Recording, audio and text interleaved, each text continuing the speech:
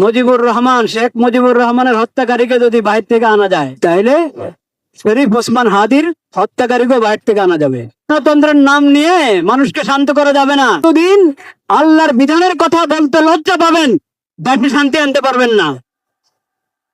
বিশৃঙ্খলা সৃষ্টিকারীরা জেলে ঢুকলে আবার জামিন পায়। বিশৃঙ্খলা সৃষ্টিকারী কেন জামিন পাবে? অন্যায় ভাবে জেলে ঢুকে জামিন পায় না, হয় কিনা এরকম ঘটনা আছে। কিন্তু বহুত বড় অপরাধী, পাপাচারী জেলে ঢুকে জামিন পেয়ে যায়, জামিন পেয়ে বেরো বিদেশে চলে যায়, হত্যা করে বিদেশে। যে কথাটা বলতে চাই, আমার নাম আব্দুল মালেক, বাইতুল মুকাররম জাতীয় মসজিদের খতিব এবং দেশের একটি প্রতিষ্ঠান মার্কাজুদ দাওয়া আল ইসলামিয়া ঢাকা, এই প্রতিষ্ঠানের শিক্ষা বিভাগীয় প্রধান। যে কথাটি আমি বলতে চাচ্ছি সেটা হলো, সম্প্রীতি যদি আমরা চাই, আছে আলহামদুলিল্লাহ, এটাকে যদি বাকি রাখতে চাই, তাহলে সম্প্রীতি যারা নষ্ট করে সে বিষয়ে আমাদেরকে নমনীয়তার সাথে অনমনীয় ব্যবস্থা গ্রহণ করতে হবে। এখন যে সংখ্যালঘুর কথা আমরা বারবার বলছি না, ইসলামের শিক্ষা কি?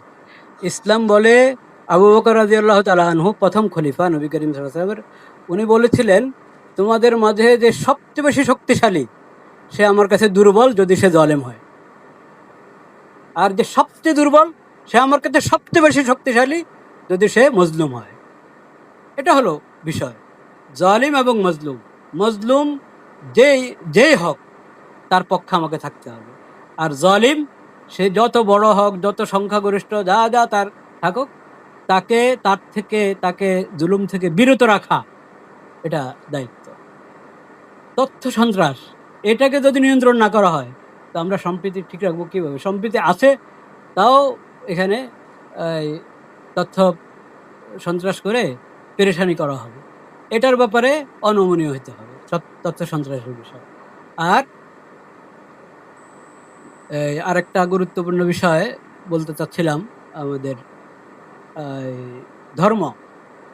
ধর্ম সম্প্রীতির কথা যেটা আছে, ধর্মকে গুলিয়ে ফেলা এটা কিন্তু ধর্ম সম্প্রীতি না। ধর্মের অপব্যাখ্যা, একটা ধর্মে একটা জিনিস নাই, সেটাকে ওই ধর্মের উপরে চাপিয়ে দেওয়া হলো।